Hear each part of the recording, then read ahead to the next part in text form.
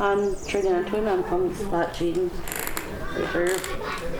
I'm really green to all this sort of stuff. I was working actually in the oil industry as a housekeeper for 6 years.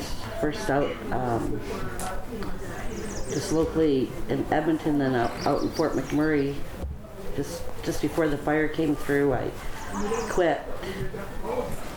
I happened to I was thinking about going to a different camp, a mining camp, and there happened to be a meeting out in Vancouver that they were hosting, and so I thought, geez, this would be a good way maybe to jump ship and find out some information. So while I'm on my days off, maybe I'll go to Vancouver and check this out. Well, actually, the meeting turned out to be about healing. I had never knew anything. I was so naive and ignorant to everything. I was just looking for money. You know, I come from Splatching that's very poor, and I thought, wow, you know, I'm going out there, I'll be making 30 plus an hour. Well, I've never made that kind of money. But when I went to that tailings meeting, it was so emotional. I just didn't see it before, I guess because I didn't want to see it. I quit. As soon as I got out of that meeting, I phoned my boss and I said, you know, I can't rightfully go back to work there now knowing what I know now. I understand what all this protesting is about. Before I was so ignorant, I used to think like, well, we all need fuel. We all need, you know, we travel in vehicles. We live in houses. We go in planes. Like, you know, this is something we all need. And I justify it by thinking like that. So when I quit, I thought, well, you know, maybe I could go back home and go do something that's useful. So I started working as a housekeeper in a old age home for people that were dying from cancer, and it was heartbreaking. I didn't last long there. I started looking for work right away, and I found another job with Splatching. Actually, I was, you know, praying every day to tell God, please, you know, guide me. I don't know what I'm supposed to be doing. I went to school for a couple of years, tried to do business administration, didn't do very well in that. And he ended up leading me to my current job, which right now I'm working with Splatching in the title and rights with as a research assistant. So I help with the cultural heritage assessment, and what an eye-opener. I wish everybody could have that experience, like just knowing the pipeline, how devastating it is to our people, not just us, it's to the whole world.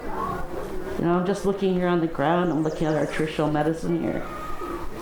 And all the way up to our campsite, I was thinking, geez, wow, this is a really good area, there's so much medicine just here. And I'm thinking about all these pipelines that go through and how devastating to, you know, not just our water, but to our medicines.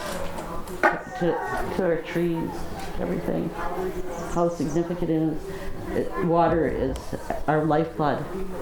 Without this, none of our medicines, our trees, our animals, winged ones, us, there would be no more of this.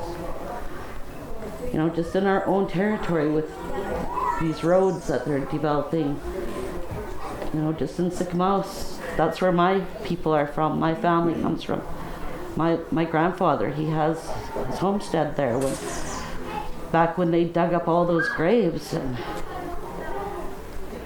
now they're talking about expansion on that bridge and how much other bodies that they're going to uncover. And so they gave a few options of what they, you know, where we could go, and one of the options was actually going right through their town and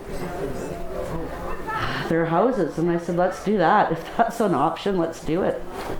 You know, how many times that we've been uprooted and made to move, and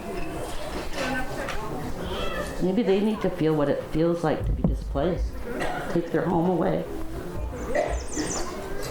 dig up some of their ancestors, maybe along the way, as hurtful as it sounds.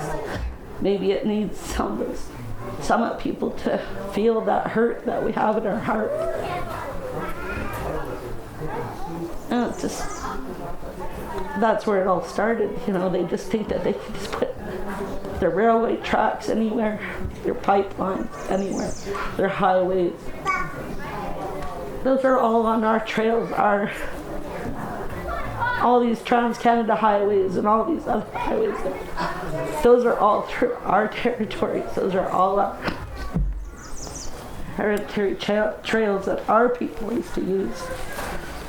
You know, and I went to Nicusp, and they were talking to those people there. They were telling me that the banks are eroding there and that the skulls are falling right out of the bankments. And there was some people, they're just picking them up, putting it on their fence posts. How much disrespect we've had right from the very beginning. Like, Indian Act is the most racist legislature that's ever passed, and it's still being used to this day. How hurtful was that? You know, there's been a lot of genocide with other people, and it's ended, but ours is still alive and thriving.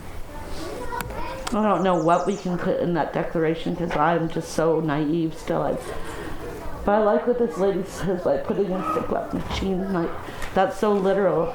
English language is so easy to manipulate and say that's not the meaning, this is what it was supposed to mean. And with Secwepemc, at least, you know, it's so literal. There's no way of saying that it means something else. It's very specific. That's all I can offer for now. I don't know anything. I just came here to learn. That's what I've wanted since I started with the culture, or since I started with title and rights. I'm just so hungry right now. I'm just so starving, and so I'm come here to let you guys feed me. Like Cook's job.